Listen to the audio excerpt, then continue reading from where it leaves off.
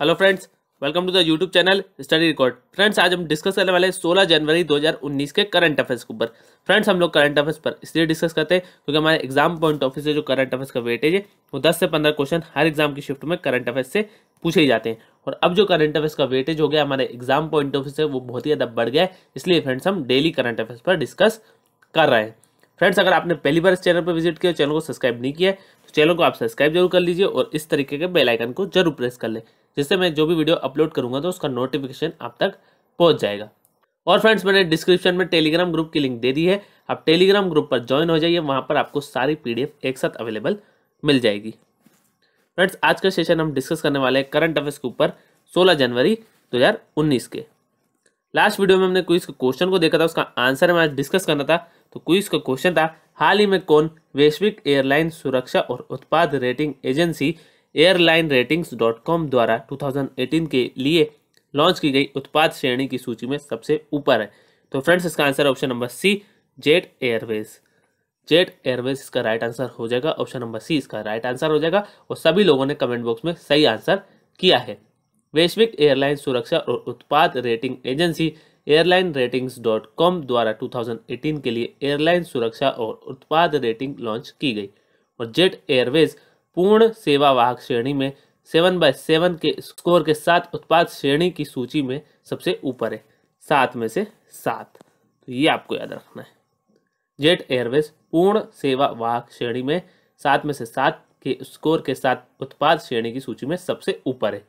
और एक एयरलाइन को उत्पाद श्रेणी पर 1 से लेकर 7 सितारों तक का दर्जा दिया जाता है, जिसमें 7 एक पूर्ण सेवा वाहक के लिए उच्चतम रैंकिंग है।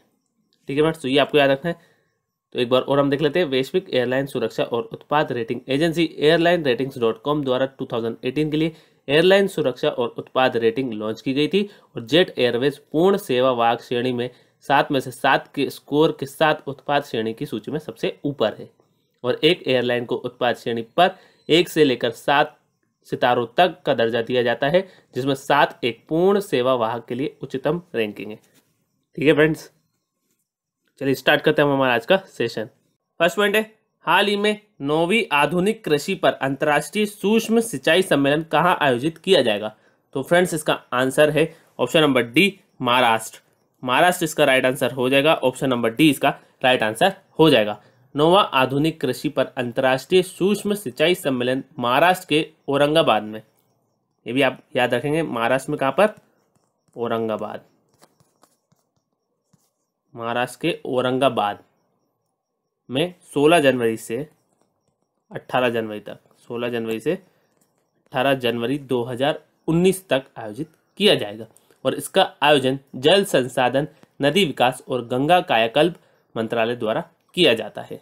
और इस सम्मेलन में आधुनिक कृषि और फसल उत्पादकता के लिए सूक्ष्म सिंचाई से संबंधित मुद्दों पर चर्चा की जाएगी। यह महत्वपूर्ण है, ये आपको याद रखना है। तो एक बार और हम देख लेते हैं, 9वां आधुनिक कृषि पर अंतर्राष्ट्रीय सूक्ष्म सिंचाई सम्मेलन महाराष्ट्र के औरंगाबाद में आयोजित किया जाएगा और इसका आयोजन जल संसाधन, नदी विकास और गंगा कायाकल्प मंत्रालय द्वारा किया जाता है। और इस सम्मेलन में आधुनिक कृषि और फसल उत्पादकता के लिए सूक्ष्म सिंचाई से संबंधित मुद्दों पर चर्चा की जाएगी। हाँ फ्रेंड्स, इसका आंसर महाराष्ट्र है। तो महाराष्ट्र से रिलेटेड जो रिसेंटली करंट अफेयर है वो हम एक बार देख लेते हैं। विस्फोटक जहाज पर पहली राष्ट्रीय कार्यशाला का उद्घाटन पुणे में किया गया। नेक्स्ट है, भारतीय नौसेना के तहत भारत का पहला गहन जलमग्न बचाव वाहन मुंबई में नौसेना के डॉकयार्ड में शामिल किया जाएगा। नेक्स्ट है, नरेंद्र मोदी ने महाराष्ट्र में 41,000 करोड़ रुपए की बुनियादी ढांचे और आवास परियोजनाओं का शुभारंभ किया। नेक्स्ट है, मुंबई में प्रीमियम बैडमिंटन लीग 2018 शुरू हुई। नेक्स्ट है, महाराष्ट्र अपने राज्य से बाहर के लिए व्यापार प्रतिनिधियों की नियुक्ति करने वाला देश का पहला राज्य बन गया है। नेक्स्ट है, महाराष्ट्र सरकार ने अटल बिहारी वाजपेयी इंटरनेशनल स्कूल शुरू की। नेक्स्ट है, 12वां वार्षिक भारतीय उपमहाद्वीप निर्णय विज्ञान संस्थान सम्मेलन मुंबई में आयोजित किया गया। नेक्स्ट है, EIL-PSU तेल कंपनियों और IIT बॉम्बे के बीच तेल, गैस और ऊर्जा में उत्कृष्टता केंद्र स्थापित करने के लिए समझौता ज्ञापन पर हस्ताक्षर किए गए। नेक्स्ट है, पहला ग्लोबल एविएशन सम्मेलन मुंबई में आयोजित किया जाएगा। नेक्स्ट है, भारत ने ईरान के पसरगाद बैंक को मुंबई में एक शाखा खोलने की अनुमति दी। ये बहुत ही महत्वपूर्ण है। नेक्स्ट है पार्टनरशिप समिट 2019 मुंबई में होगा। तो ये आपको याद रखना है, पार्टनरशिप समिट 2019 का उद्घाटन मुंबई में होगा। अब फ्रेंड्स हम महाराष्ट्र के इंपॉर्टेंट पॉइंट देख लेते हैं। महाराष्ट्र की जो कैपिटल है वो है मुंबई। महाराष्ट्र के जो सीएम है वो है देवेंद्र फडणवीस। महाराष्ट्र के जो गवर्नर है वो है सी विद्यासागर राव। तो इतने पॉइंट आपको महाराष्ट्र से याद रखने। चलिए फ्रेंड्स हम देख लेते हैं हमारा नेक्स्ट पॉइंट। नेक्स्ट पॉइंट है, हाल ही में किस राज्य में आध्यात्मिक सर्किट का विकास श्री पद्मनाभ स्वामी मंदिर अरनमूला सबरीमाला का उद्घाटन किया गया? तो फ्रेंड्स इसका आंसर है option number D, Kerala. Kerala इसका राइट आंसर हो जाएगा। ऑप्शन नंबर डी इसका राइट आंसर हो जाएगा। केरल इसका राइट आंसर हो जाएगा। प्रधानमंत्री नरेंद्र मोदी ने केरल में आध्यात्मिक सर्किट का विकास श्री पद्मनाभ स्वामी मंदिर अरनमूला सबरीमाला परियोजना का उद्घाटन किया। तो उद्घाटन किसने किया है? प्रधानमंत्री नरेंद्र मोदी ने। तो ये भी आपको याद रखना है, प्रधानमंत्री नरेंद्र मोदी ने कहाँ पर किया है? तो ये किया गया केरल में। प्रधानमंत्री नरेंद्र मोदी ने केरल में आध्यात्मिक सर्किट का विकास श्री पद्मनाभ स्वामी मंदिर अरनमूला सबरीमाला परियोजना का उद्घाटन किया। और यह परियोजना पर्यटन मंत्रालय की स्वदेश दर्शन योजना के तहत कार्यान्वित की जाएगी और श्री पद्मनाभ स्वामी मंदिर भगवान विष्णु के 108 दिव्य देशमों में से एक है। तो ये आपको याद रखना है, श्री पद्मनाभ स्वामी मंदिर भगवान विष्णु के 108 दिव्य देशमों में से एक है। ठीक है फ्रेंड्स, इसका आंसर केरल है। तो केरल से रिलेटेड जो रिसेंटली करंट अफेयर्स है वो हम एक बार देख लेते हैं। केरल पर्यटन विभाग ने smiley virtual tour guide launch किया है। नेक्स्ट है, केरल में गो समृद्धि प्लस स्कीम शुरू की गई। नेक्स्ट है, केरल में कन्नून अंतर्राष्ट्रीय हवाई अड्डे का उद्घाटन हुआ। नेक्स्ट है, केरल नीति आयोग के बेसलाइन सूचकांक में पहले स्थान पर रहा। नेक्स्ट है, भारत के सबसे बड़े स्टार्टअप इकोसिस्टम का उद्घाटन केरल में किया गया।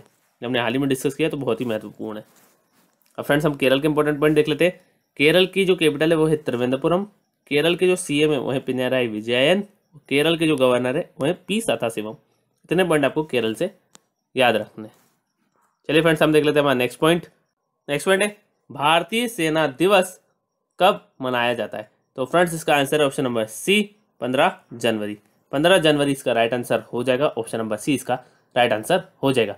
भारत में हर वर्ष 15 जनवरी को सेना दिवस मनाया जाता है और इस दिन 1949 में, ये आपको याद रखना है, इस दिन 1949 में फील्ड मार्शल कोंडदेरा एम करियप्पा ने भारतीय सेना के पहले भारतीय कमांडर इन चीफ के रूप में पदभार संभाला था। और इस दिन उन भारतीय सेना सैनिकों को भी श्रद्धांजलि अर्पित करती है जिन्होंने सीमा पर कर्तव्य के लिए अपना जीवन बलिदान कर दिया। तो ये बहुत ही महत्वपूर्ण है। भारत में हर वर्ष 15 जनवरी को सेना दिवस मनाया जाता है और इस दिन उन भारतीय सेना सैनिकों को भी श्रद्धांजलि अर्पित करती है जिन्होंने सीमा पर कर्तव्य के लिए अपना जीवन बलिदान कर दिया। और इस दिन 1949 में फील्ड मार्शल के.एम. करियप्पा ने भारतीय सेना के पहले भारतीय कमांडर इन चीफ के रूप में पदभार संभाला था। के.एम. करियप्पा, तो ये आपको याद रखना है। चलिए फ्रेंड्स हम देख लेते हैं हमारा नेक्स्ट पॉइंट। नेक्स्ट पॉइंट है, हाल ही में 2 दिवसीय ग्लोबल एविएशन समिट 2019 का उद्घाटन कहाँ किया गया? तो फ्रेंड्स इसका आंसर है option number A, Mumbai. Mumbai इसका राइट आंसर हो जाएगा। ऑप्शन नंबर ए इसका राइट आंसर हो जाएगा। मुंबई में 2 दिवसीय ग्लोबल एविएशन समिट 2019 का उद्घाटन किया गया और इस समिट का विषय सभी के लिए उड़ान विशेष रूप से अलग 6 बिलियन के लिए है। तो ये आपको याद रखना है। मैं एक बार और रिपीट कर देता हूँ। इस समिट का जो विषय है वो है सभी के लिए उड़ान विशेष रूप से अगले 6 बिलियन के लिए। तो ये इसका विषय है और इसे फीकी के सहयोग से नागरिक उड्डयन मंत्रालय द्वारा आयोजित किया जाता है। और इस समिट में हितधारकों को विचार विमर्श करने और यह समझने का अवसर मिलता है कि प्रौद्योगिकी संचालित नवाचार कैसे हवाई यात्रा को बदल देंगे। ठीक है फ्रेंड्स, तो इतने पॉइंट आपको इस पॉइंट से याद रखने हैं। एक बार और हम देख लेते हैं। मुंबई में 2 दिवसीय ग्लोबल एविएशन समिट 2019 का उद्घाटन किया गया और इस समिट का विषय सभी के लिए उड़ान विशेष रूप से अगले 6 बिलियन के लिए है।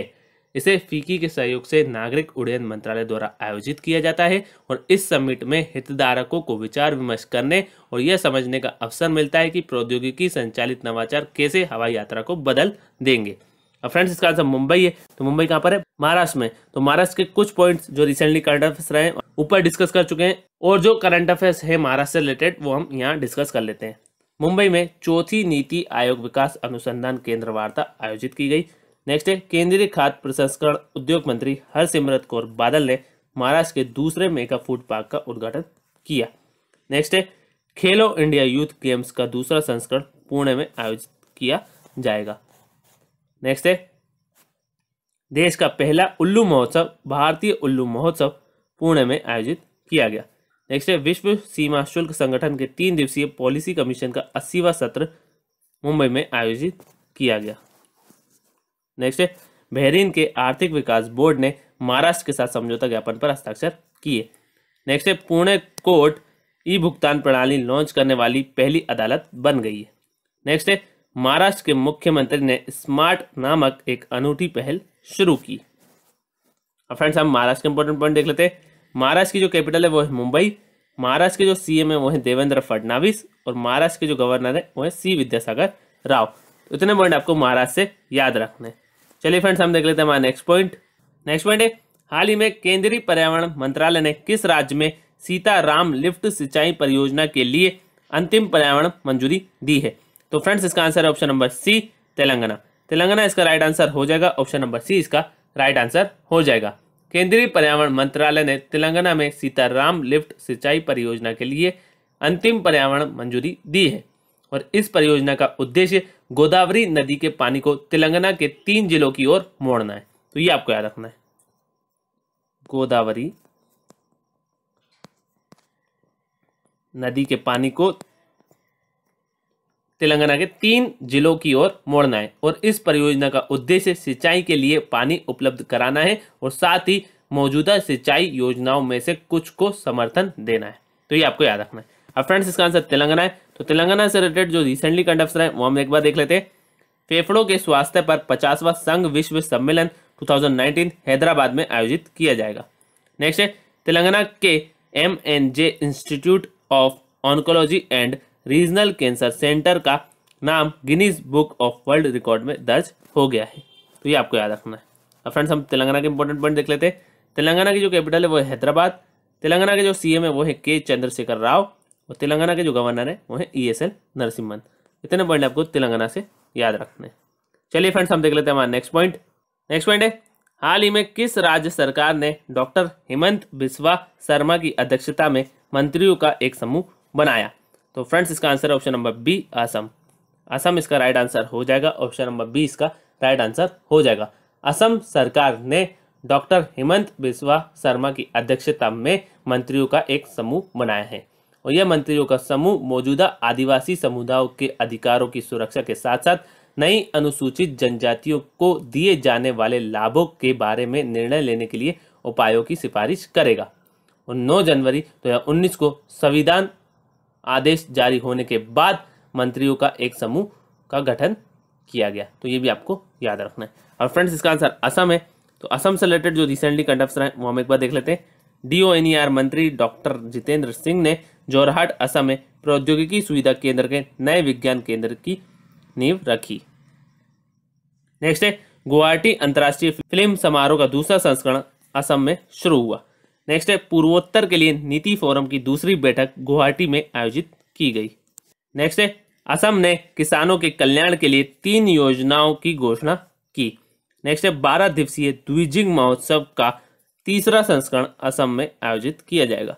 नेक्स्ट है असम ने चाह बागीचा चाय संपत्ति धन पुरस्कार मेले की दूसरी किस्त जारी करने को मंजूरी दे दी है।